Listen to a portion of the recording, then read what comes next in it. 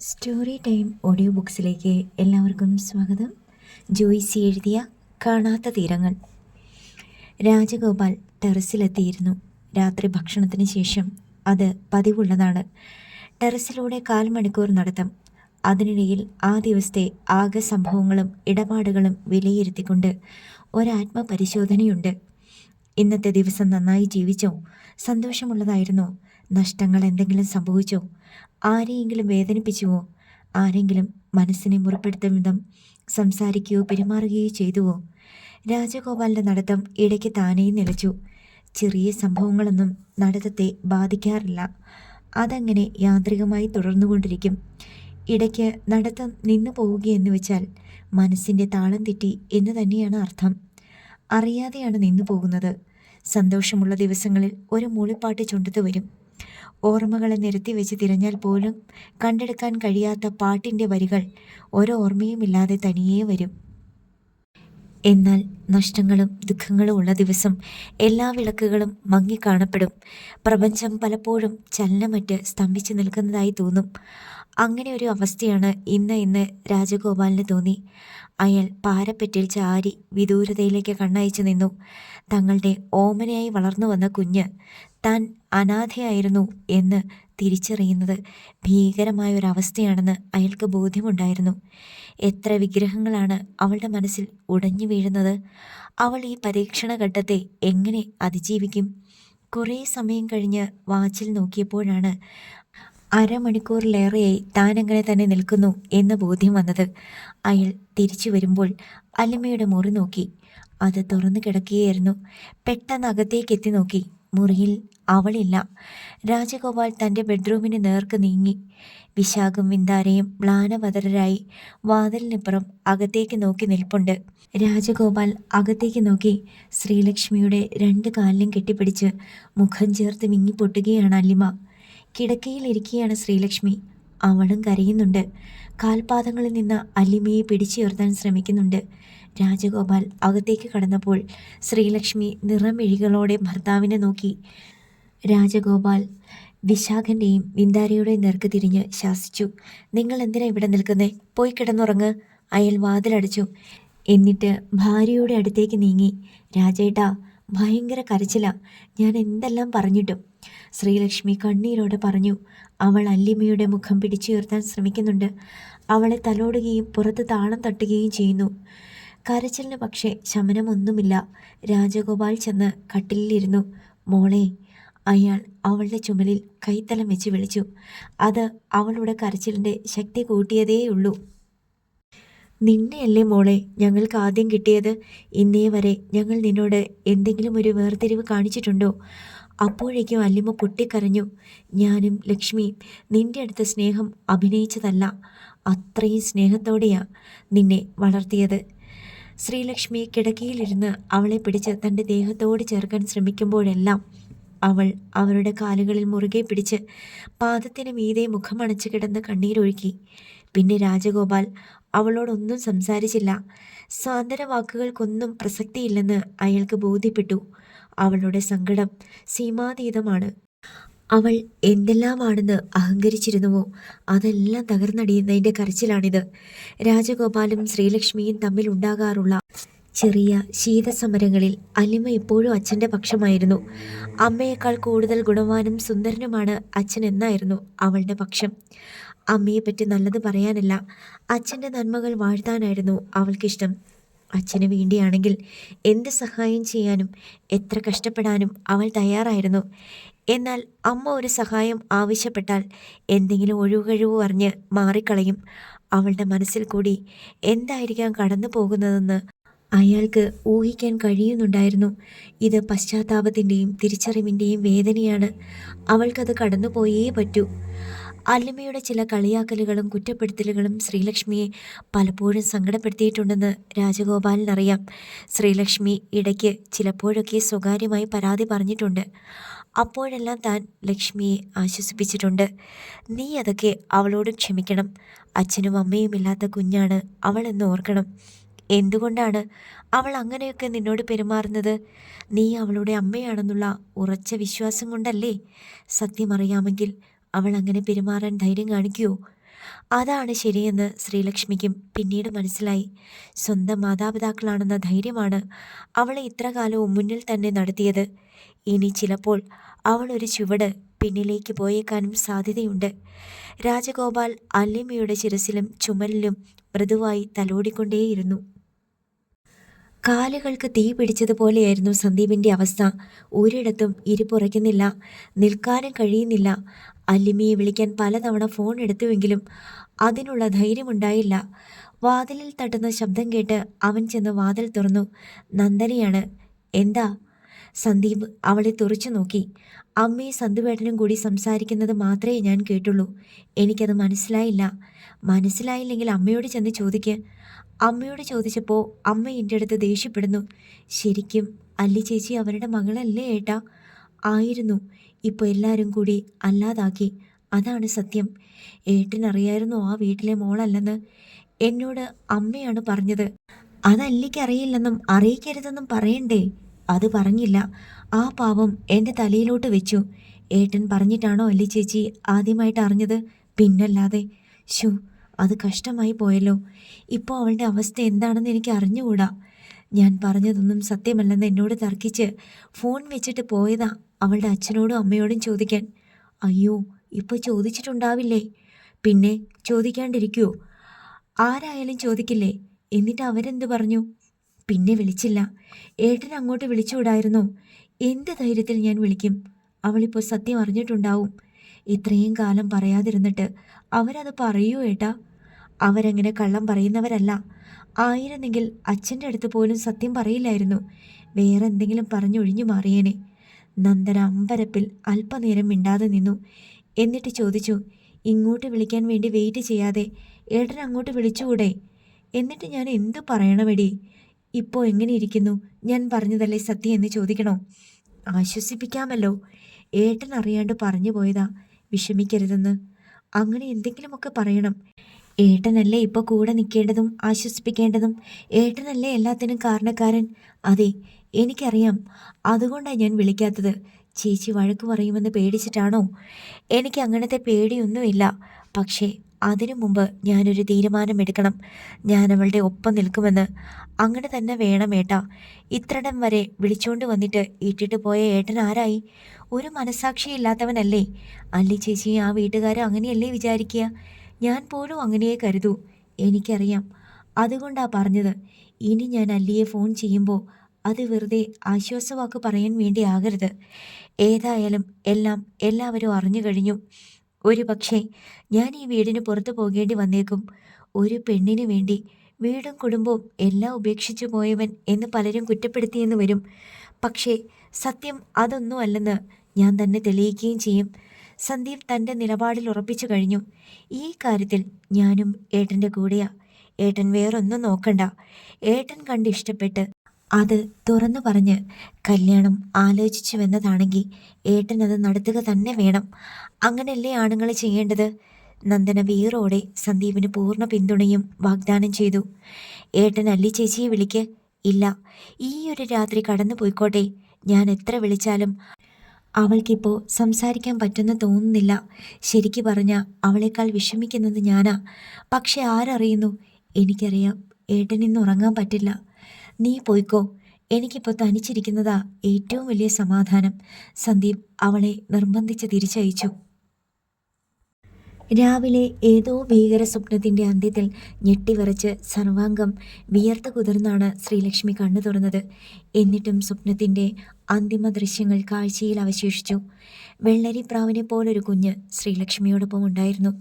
അങ്ങനെയൊരു സുന്ദരിക്കുട്ടിയുടെ അമ്മയാകാൻ കഴിഞ്ഞതിൽ ആനന്ദിക്കുകയും അഭിമാനിക്കുകയും ചെയ്യുന്നുണ്ടായിരുന്നു താൻ എന്ന് ശ്രീലക്ഷ്മി ഓർത്തു. ഒരു വലിയ സദസ്സിൽ എല്ലാവരുടെയും ശ്രദ്ധ ആ കുഞ്ഞിലും അവളുടെ അമ്മയിലുമായിരുന്നു. സ്റ്റേജിൽ കയറി നിന്ന് ആ കുഞ്ഞ് അതിമനോഹരമായ ഒരു പാട്ടുപാടി. കരഘോഷം മുഴക്കുവാൻ മാലാഖമാരും എത്തിച്ചേർന്നിട്ടുണ്ടായിരുന്നുവെന്ന് കണ്ട് ശ്രീലക്ഷ്മി അത്ഭുതപ്പെട്ടു. അവരുടെ വെള്ളിച്ചിറകുകൾ ഒരേ താളത്തിൽ മെല്ലെ അനങ്ങുന്നുണ്ടായിരുന്നു. പിന്നെ ഓർക്കാപ്പുറത്തൊരു കൊടുങ്കാറ്റ് വീശി. ഇരുട്ട് വന്നു. ആളുകൾ ഓടി മറഞ്ഞു. സ്റ്റേജിൽ നിന്ന് പാടിക്കൊണ്ടിരുന്ന കുഞ്ഞിനെ കാണാനില്ല. ശ്രീലക്ഷ്മി അവളുടെ പേര് ചൊല്ലി നിലവിളിച്ചുകൊണ്ട് എല്ലായിടത്തും പാഞ്ഞു. ഏത് ദിക്കിലേക്കും ഇടവഴികൾ മാത്രമേ ഉള്ളൂ. ഒരു ചത്തുരത്തിൽ അവൾ എത്തി. അതിലൊന്നിലൂടെ തൻ്റെ മകൾ ഓടിപ്പോകുന്നത് അവൾ കണ്ടു. ശ്രീലക്ഷ്മി പിന്നാലെ ഓടി. ഒരിക്കലും കുഞ്ഞിൻ്റെ ഒപ്പം എത്താൻ കഴിയാത്ത പോലെ അകലം കൂടിക്കൂടി വരികയും ശ്രീലക്ഷ്മിയുടെ പാദങ്ങൾ കുഴഞ്ഞു പോവുകയും ചെയ്തു. ഒടുവിൽ ആ ഇടവഴി അവസാനിക്കുന്നത് എവിടെയാണെന്ന് അവൾ കണ്ടു. ഒരു ഭയാനകമായ ഗർത്തത്തിൻ്റെ വിളുമ്പിൽ. കുഞ്ഞിനെയും കാണാം. അവൾ ചിരിച്ചുകൊണ്ടാണ് ഓടുന്നത്. ഇടയ്ക്ക് തിരിഞ്ഞു നോക്കുന്നുണ്ട്. അവൾക്കിത് കളിയാണ്. മോളെ എന്ന് അലറി വിളിക്കുമ്പോഴേക്കും എല്ലാം കഴിഞ്ഞു. ഗർത്തത്തിൻ്റെ വിളുമ്പിൽ നിന്ന് അവൾ അത്യഗാധതയിലേക്ക് വീണുപോയി. ഈശ്വര, താൻ എന്തൊരു പേടിയാണ് പേടിച്ചതെന്ന് ശ്രീലക്ഷ്മി വർദ്ധിച്ച നെഞ്ചിരിപ്പോടെ ഓർത്തു. ഇത് സ്വപ്നമാണെന്ന് ഒരിക്കൽ പോലും തോന്നിയിരുന്നില്ലല്ലോ.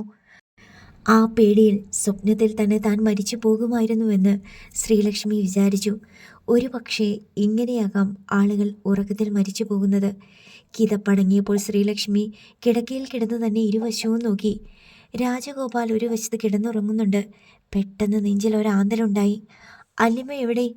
അവളെ ഇന്നലെ രാത്രി തങ്ങളുടെ കൂടെയാണല്ലോ കിടത്തി ഉറക്കിയത്. ഇന്നലെ രാത്രി അവൾ ഒരുപാട് സങ്കടങ്ങളുള്ള ഒരു കൊച്ചു കുട്ടിയായിരുന്നു. അവളെ ആശ്വസിപ്പിക്കാൻ വാക്കുകൾ കൊണ്ട് കഴിയുമായിരുന്നില്ല. അതുകൊണ്ടാണ് എവിടേക്കും വിടാതെ ഒരു കുഞ്ഞിനെ എന്ന പോലെ താനും രാജേട്ടനും അവളെ കൂടെ കിടത്തി കെട്ടിപ്പിടിച്ച് തഴുകിയും തലോടിയും ഉറക്കിയത്. ശ്രീലക്ഷ്മി രാജഗോപാലിനെ വിളിച്ചുണർത്താൻ ഭാവിക്കുമ്പോഴേക്കും അയാൾ ഉണർന്നു കഴിഞ്ഞു. നേരെ ശ്രീലക്ഷ്മിയുടെ മുഖത്തേക്കാണ് കണ്ണു തുറന്നത്. പിന്നെ കിടക്കയിലേക്കും. അല്ലിമോൾ എവിടെ? കണ്ടില്ല. ഞാനിപ്പോൾ എണീറ്റതേ ഉള്ളൂ, ശ്രീലക്ഷ്മി പറഞ്ഞു. രാജഗോപാൽ ഇടത് കൈത്തണ്ട ഉയർത്തി വാച്ച് നോക്കുമ്പോഴേക്കും ശ്രീലക്ഷ്മി എഴുന്നേറ്റു. ലേറ്റായല്ലോ. ഛേ, നടക്കാനും പോയില്ല.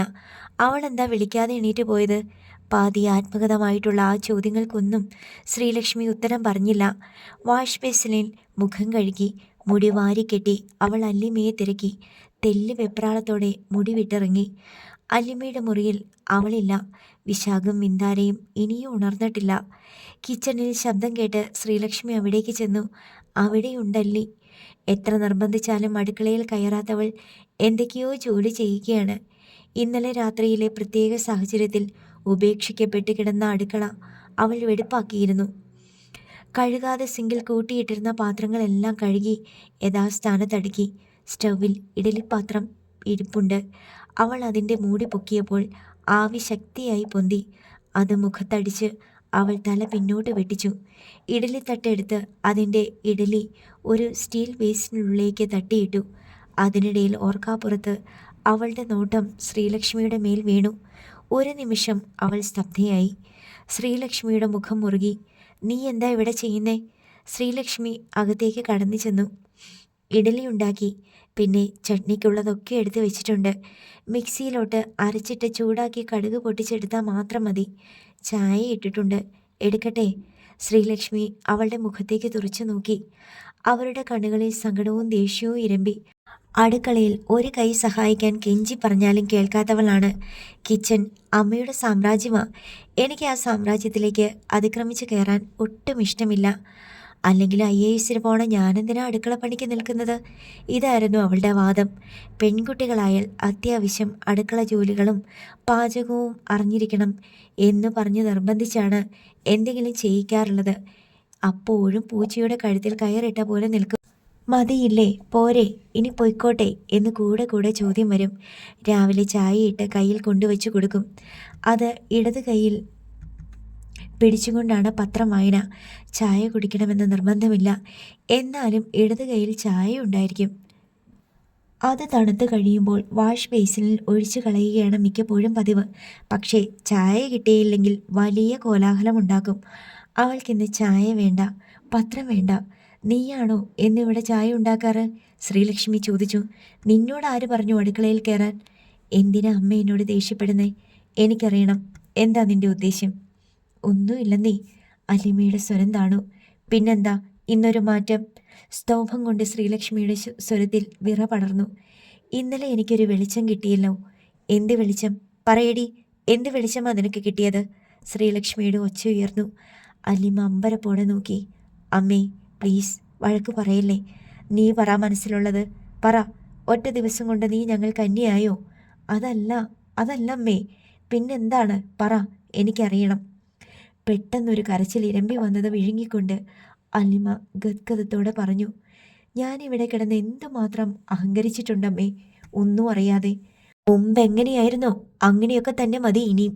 ശ്രീലക്ഷ്മിയുടെ ചൂണ്ടുവിരൽ വിറച്ചു. ഞങ്ങൾക്കിവിടെ വേലക്കാരിയൊന്നും വേണ്ട, മനസ്സിലായോ നിനക്ക്? അപ്പോഴേക്കും ശ്രീലക്ഷ്മി വിങ്ങി പൊട്ടിപ്പോയി. അമ്മേ. അല്ലിമ ശ്രീലക്ഷ്മിയെ കെട്ടിപ്പിടിച്ചു. എൻ്റെ സങ്കടം കൊണ്ടാ ഞാൻ അമ്മയെ എത്രമാത്രം വിഷമിപ്പിച്ചിട്ടുണ്ട്, അമ്മയുടെ അടുത്ത് എത്രമാത്രം തട്ടിക്കേറിയിട്ടുണ്ട്. നീ കടം വീട്ടുകയാണോടി? ശ്രീലക്ഷ്മി അവളുടെ മുഖം പിടിച്ചുലച്ചു. നിന്നെക്കൊണ്ട് പറ്റുമോടി? ഇല്ല ഇല്ല ഇല്ല. അല്ലിമ അവരുടെ തോളത്ത് മുഖമിട്ടുലച്ചു, കരഞ്ഞു. പല്ല് തേച്ച് മുഖം കഴുകി ടവലിട്ട് തുടച്ചുകൊണ്ട് ബാത്റൂമിൽ നിന്ന് രാജഗോപാൽ ഇറങ്ങി വന്നപ്പോൾ ശ്രീലക്ഷ്മി ഒരു ചായക്കപ്പും കയ്യിൽ പിടിച്ച് മുറിയിൽ പ്രതിമ പോലെ നിൽപ്പുണ്ട്. ഇതെന്താ ചായ ഇങ്ങോട്ട്? ഞാൻ അങ്ങോട്ട് വരുമായിരുന്നല്ലോ. ഇന്നത്തെ മോർണിംഗ് വാക്ക് എന്തായാലും മുടങ്ങി, രാജഗോപാൽ പറഞ്ഞു. ശ്രീലക്ഷ്മിയുടെ കയ്യിൽ നിന്ന് ചായ വാങ്ങി. അല്ലിമോൾ എവിടെ? ഇപ്പോൾ അവളുടെ റൂമിലുണ്ട്. എങ്ങനെ അവളുടെ മൂഡ്? സംസാരിച്ചോ? ചായ കുടിക്ക്. രാജഗോപാൽ ഒരു കവിൾ ചായ കുടിച്ചു. ഇതെന്താ ഇങ്ങനല്ലല്ലോ, അല്ലിമോളിട്ട ചായ. അതെന്താ?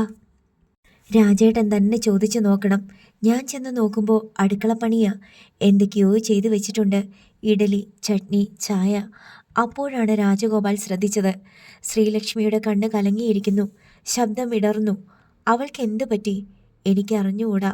വെളിച്ചം കിട്ടിയത്രേ. എന്ത് വെളിച്ചമാ രാജേട്ടാ? നമ്മൾ അവളുടെ ആരുമല്ലെന്നോ? അതാണോ വെളിച്ചം? ലക്ഷ്മി, അവൾക്ക് കുറച്ച് ഫ്രസ്ട്രേഷൻ ഉണ്ടാവും. നമ്മൾ അവളുടെ മനസ്സും കൂടി കാണണ്ടേ? നമ്മൾ അന്യരാണെന്ന മട്ടിലുള്ള പെരുമാറ്റത്തിൻ്റെ സൂചന പോലും എനിക്ക് സഹിക്കാൻ പറ്റില്ല രാജേട്ടാ. 21 വർഷം നമ്മൾ അവളെ മോളായിട്ട് കരുതി വളർത്തിക്കൊണ്ട് വന്നിട്ട്. ശ്രീലക്ഷ്മിയുടെ കണ്ണിൽ വീണ്ടും വെള്ളം നിറഞ്ഞു. അത്രയല്ലേ ഉള്ളൂ അവൾക്ക് പ്രായം. എന്തറിയാം അവൾക്ക്? നമ്മൾ സമയം കൊടുക്കണം. അവൾ പഴയ പോലെ തന്നെ ആയിക്കൊള്ളും. ഇപ്പോൾ ഒരു ഷോക്കേറ്റ് നിൽക്കുക. അവൾക്കിനി നമ്മളെ മുമ്പത്തെ പോലെ കാണാൻ പറ്റുമോ? സ്വന്തം അമ്മയെ സ്നേഹിക്കണ പോലെ അവൾക്കെന്നെ ഇനി സ്നേഹിക്കാൻ പറ്റുമോ? അതിൽ കൂടുതൽ. നീ നോക്കിക്കോ, നമ്മൾ അങ്ങനെയല്ലേ അവളെ വളർത്തിയത്. അതോർത്ത് നീ ഒട്ടും വിഷമിക്കേണ്ട ലക്ഷ്മി, രാജഗോപാൽ ആശ്വസിപ്പിച്ചു. സമാധാനം കിട്ടിയ പോലെ ശ്രീലക്ഷ്മി കിടക്കയിലേക്കിരുന്നു. ഞാൻ അവളോട് ദേഷ്യപ്പെട്ടു. ഒന്നും ചെയ്യേണ്ടെന്ന് പറഞ്ഞ് റൂമിൽ കൊണ്ടുപോയി വിട്ടു. സാരമില്ല, ശരിയായിക്കോളും. രാജഗോപാൽ ചായക്കപ്പ് ലക്ഷ്മിയെ ഏൽപ്പിച്ചു. ലക്ഷ്മി, നമ്മൾ പ്രകടമായിട്ടൊന്നും പറയുകയോ പ്രവർത്തിക്കുകയോ ചെയ്യരുത്. മറ്റ് രണ്ടുപേരും ഒന്നും അറിയാൻ ഇടവരരുത്. വിന്ദാരെയും വിശാഖിനെയും ഉദ്ദേശിച്ചാണ് പറഞ്ഞതെന്ന് ശ്രീലക്ഷ്മിക്ക് മനസ്സിലായി. അവൾ പതിയെ തലയാട്ടി. വൈഷ്ണവി രാവിലെയാണ് വിവരമറിഞ്ഞത്. രാജശ്രീ ഫോൺ വിളിച്ചറിയിക്കുകയായിരുന്നു. ഞാനൊരു പ്രധാനപ്പെട്ട കാര്യം പറയാനാണ് വിളിച്ചത്. മറ്റേ കല്യാണാലോചനയില്ലേ സന്തുവും അല്ലിമയും തമ്മിലുള്ളത്, അത് തെറ്റിപ്പിരിഞ്ഞു. വൈഷ്ണവി ഒന്നും അറിഞ്ഞിട്ടുണ്ടായിരുന്നില്ല. എന്തു പറ്റി ചേച്ചി? അതൊരു ചതിയായിരുന്നു വൈഷ്ണവി. രാജശ്രീ ഫോണിലൂടെ എല്ലാം വിവരിച്ച് കേൾപ്പിച്ചു. വൈഷ്ണവി വിശ്വസിക്കാനാവാതെ അന്താളിപ്പിൽ എല്ലാം മൂളി കേട്ടുകൊണ്ട് നിന്നു. ഞാനിപ്പോൾ വിളിച്ചു പറഞ്ഞത് എന്താന്ന് വെച്ചാ, അങ്ങോട്ട് ചെന്ന് അവരോട് സംസാരിച്ച് നാണം കെടാതിരിക്കാൻ വേണ്ടിയാ. കണ്ടാ ചിരിക്കുക പോലും വേണ്ടാ നീ. അവർ തിരിച്ചു ചിരിച്ചൊന്നും വരില്ല, രാജശ്രീ പറഞ്ഞു. അപ്പോൾ ഇനി ആ കല്യാണം നടക്കില്ല അല്ലേ? വൈഷ്ണവി ചോദിച്ചു. ഇല്ലെന്ന്. അവർ പിണങ്ങി. നമ്മൾ ന്യായമല്ലേ ചോദിച്ചതും പറഞ്ഞതും. അല്ലിമയാണെങ്കിൽ മിനിഞ്ഞാന്ന് കൂടി ഇവിടെ വന്നിട്ടുണ്ടായിരുന്നു. ഇവിടെ ഇരുന്ന് ചായ കുടിച്ചു. പിന്നെ ഗോപികയോടും കിച്ചുവിനോട് കുറേ വർത്തമാനം പറഞ്ഞു. ഞങ്ങളൊക്കെ സ്വന്തക്കാരായി എന്നുള്ള മട്ടിലായിരുന്നു പെരുമാറ്റം. ഷോ, കഷ്ടമായി പോയല്ലോ. ഇതറിഞ്ഞു എന്ന് ഭാവിക്കണ്ട. അറിഞ്ഞത് അങ്ങനെ തന്നെ ഇരുന്നാൽ മതി. സന്തു അറിഞ്ഞില്ലേ ചേച്ചി?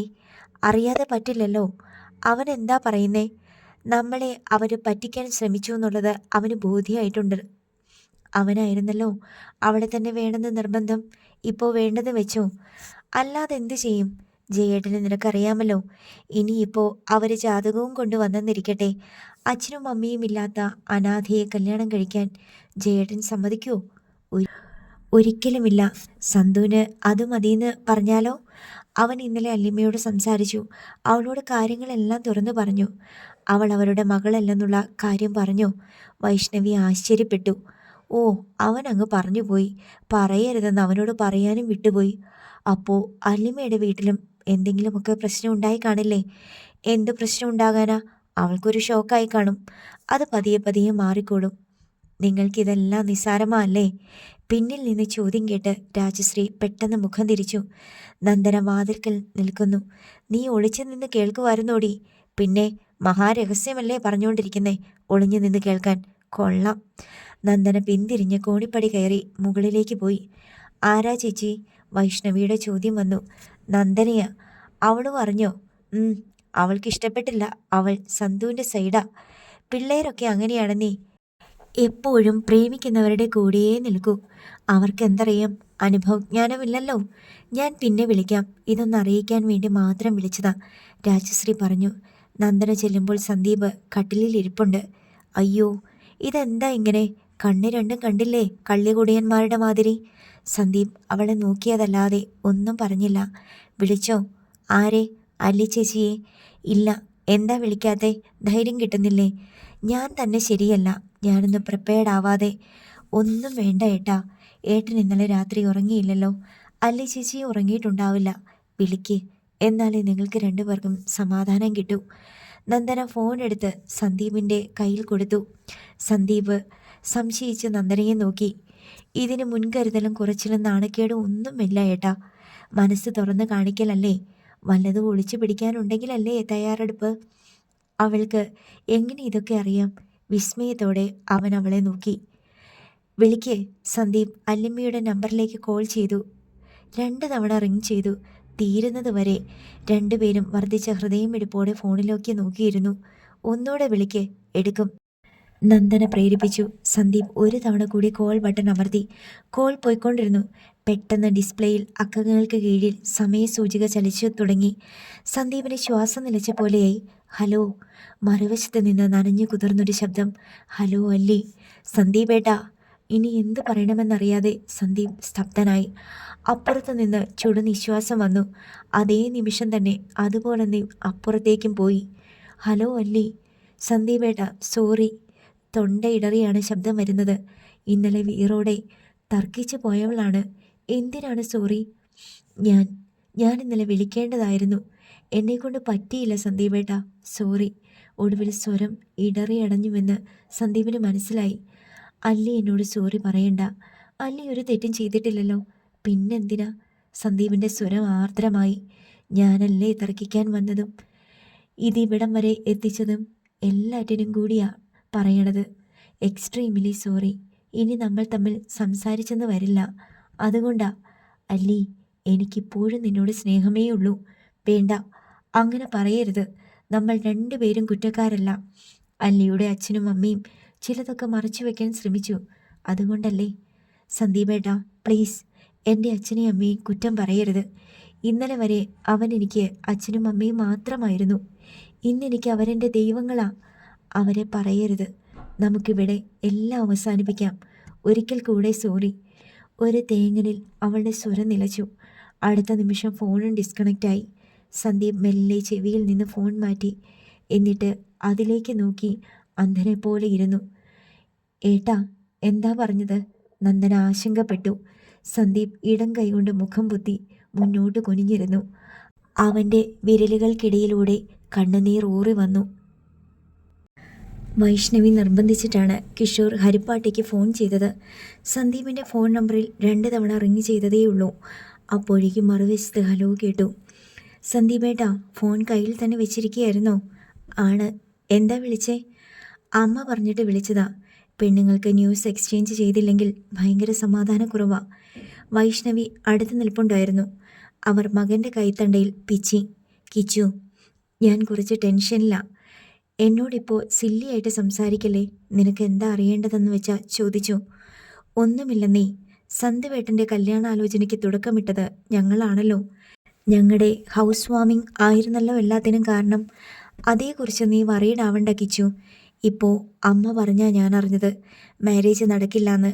അല്ലിമ്മ ഓർഫനാണെന്നും ആ വീട്ടുകാർ അഡോപ്റ്റ് ചെയ്തിട്ട് വളർത്തിയതാണെന്നും ഒക്കെ കേട്ടിട്ട് വിശ്വസിക്കാൻ പറ്റുന്നില്ല. കിച്ചു, അതൊക്കെ വിട്. അതെല്ലാം കഴിഞ്ഞിട്ടിപ്പോൾ നേരം കുറേയായി. സന്ദീപേട്ടൻ അല്ലിമ്മയെ വിളിച്ച് സംസാരിച്ചോ? സംസാരിച്ചു. അല്ലിമയുടെ റിയാക്ഷൻ എന്താ? അവൾ അറിഞ്ഞിട്ടില്ലായിരുന്നു. ഞാൻ പറഞ്ഞിട്ടാണ് അവൾ അറിയുന്നത്. രാജഗോപാൽ സാറും ശ്രീലക്ഷ്മി ചേച്ചിയും അവളുടെ ശരിക്കുള്ള മാതാപിതാക്കളല്ലെന്ന്. അത് സത്യമാണോ സന്തുവേട്ട? അല്ലിയുടെ അച്ഛൻ തന്നെ ഇവിടെ വന്ന് എൻ്റെ അച്ഛനോട് നേരിട്ട് പറഞ്ഞതാ. ഇപ്പോഴത്തെ സിറ്റുവേഷൻ എന്താ? എല്ലാം കുളമായി. ഞാനിവിടെ ഭയങ്കര ടെൻഷനിൽ. അല്ലിമ അവിടെ. ഇത് സോൾവ് ചെയ്യാൻ മാർഗമൊന്നുമില്ലേ? എല്ലാം കൈവിട്ടു പോയതുപോലൊരു തോന്നലാ. സന്തുവേട്ടൻ ഏത് പക്ഷത്താ? അല്ലിമയുടെയോ അതോ സ്വന്തം വീട്ടുകാരുടെയോ? ഒന്നുകിൽ എനിക്ക് രണ്ടു കൂട്ടരും വേണം, അല്ലെങ്കിൽ രണ്ടു കൂട്ടരെയും വേണ്ട. ഞാനൊരു കാര്യം ചോദിച്ചോട്ടെ സന്തുവേട്ട? അന്ന് ഞങ്ങളുടെ ഹൗസ് വാമിങ്ങിന് വന്നപ്പോഴല്ലേ സന്തുവേട്ടൻ അല്ലിമയെ കണ്ടത്? അവളെ ആ വീട്ടുകാർ അഡോപ്റ്റ് ചെയ്തതാണെന്ന് എല്ലാവർക്കും അറിയാമായിരുന്നു എന്ന് വെക്കുക. അതറിഞ്ഞിട്ടും സന്തുവേട്ടൻ അല്ലിമയോട് ഇഷ്ടം തോന്നുമായിരുന്നോ? പ്രപ്പോസലുമായി ചെല്ലുമായിരുന്നോ? എന്താ സംശയം? അവൾ ഓർഫണാണെന്ന് അറിയുമ്പോൾ ഒന്നുകൂടി ഇഷ്ടം കൂടുകയേ ഉള്ളൂ. പിന്നെ ഇപ്പോഴെന്താ കുഴപ്പം? ഇവിടെ എന്താ കുഴപ്പം?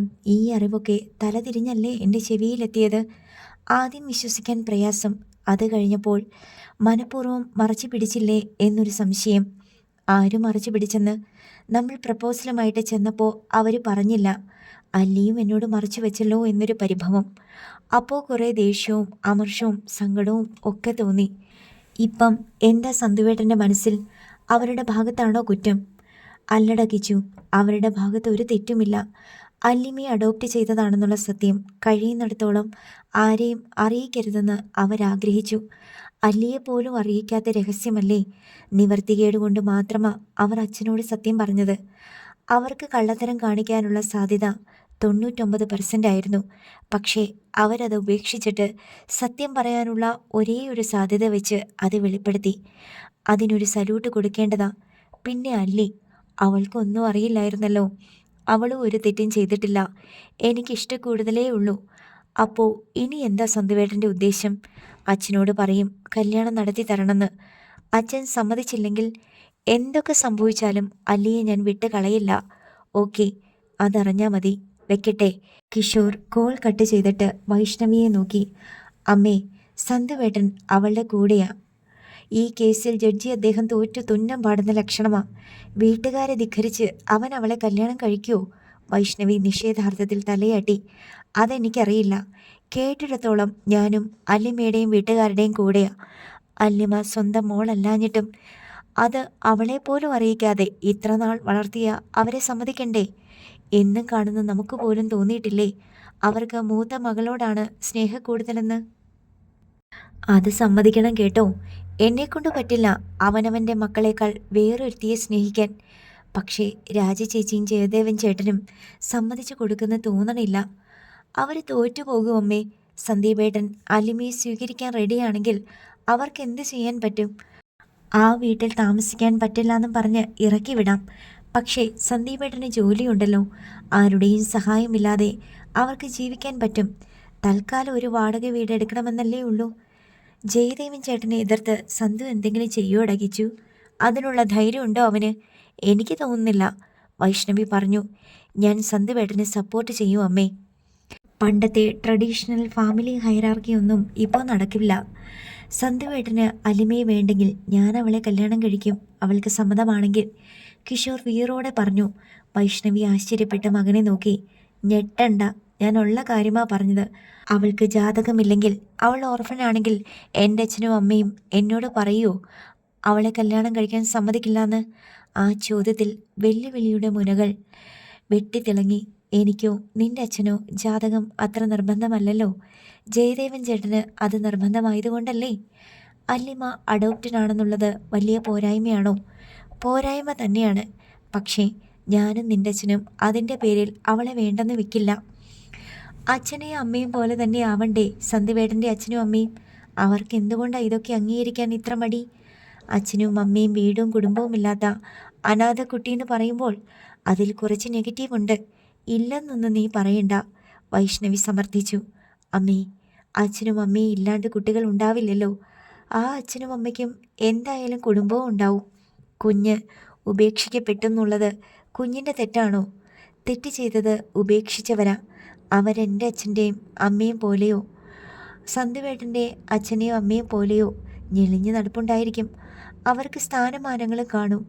ഉപേക്ഷിക്കപ്പെട്ട കുട്ടിയാണോ അവർ കാണിച്ച ദുഷ്ടതയുടെ ശിക്ഷ അനുഭവിക്കേണ്ടത്? വൈഷ്ണവി കണ്ണുമിഴിച്ച് മകനെ നോക്കി നിന്നു. ഇവൻ ഇത്രയൊക്കെ ചിന്തിക്കാനും സംസാരിക്കാനുമായോ? എനിക്കിപ്പോൾ അല്ലിമയെ ഒന്ന് കാണണമെന്ന് തോന്നുക, കിഷോർ പറഞ്ഞു. എന്തിനാ? വേണ്ട വേണ്ട, അവിടെ എല്ലാം കലങ്ങിക്കിടക്കുക. അവരോട് മിണ്ടാനേ പോണ്ടെന്നാ ചേച്ചി പറഞ്ഞത്. അമ്മയ്ക്ക് പേടിയല്ലേ ഞാൻ പ്രപ്പോസലുമായിട്ട് ചെല്ലുമോന്ന്? പോട ചെക്ക, നീ അങ്ങോട്ട് ചെന്നാൽ ഉടനെ രണ്ടും കൈ നീട്ടി സ്വീകരിക്കാനിരിക്കല്ലേ അവർ. ഇത് തന്നെ അവർക്കിഷ്ടമുണ്ടായിട്ടല്ല. സന്തുവും അല്ലിയും തമ്മിൽ അത്രയ്ക്ക് അടുത്ത് പോയത് കൊണ്ട് മാത്രം സമ്മതിച്ചതാ. അതിങ്ങനെയായി. അല്ലി രക്ഷപ്പെട്ടല്ലോ എന്നായിരിക്കും അവരുടെ സമാധാനം. ഇനി അവൾ IASന് ചേർന്നോളുമല്ലോ. അത് സന്തുവേട്ടനാ തീരുമാനിക്കുന്നത്. സന്തുവേട്ടൻ ആണാണെങ്കിൽ അല്ലിമയെ തന്നെ കെട്ടിയിരിക്കും, എന്തൊക്കെ സംഭവിച്ചാലും. നീ അവനെ എരികേറ്റണ്ട, മനസ്സിലായോ? അവൻ്റെ ഇഷ്ടം പോലെ ചെയ്യട്ടെ. വൈഷ്ണവി താക്കീത് ചെയ്യും പോലെ പറഞ്ഞിട്ട് കിഷോറിൻ്റെ അടുത്ത് നിന്ന് പോയി. കിഷോർ തൻ്റെ ഫോണിലേക്ക് നോക്കി. അല്ലിമയുടെ ഫോൺ നമ്പർ അതിലുണ്ട്. ഒന്ന് വിളിച്ചാലോ എന്ന് ആലോചിച്ചു. ഒരാശ്വാസവാക്ക് പറയാനുള്ള വെമ്പൽ. അടുത്ത ഭാഗം നാളെ.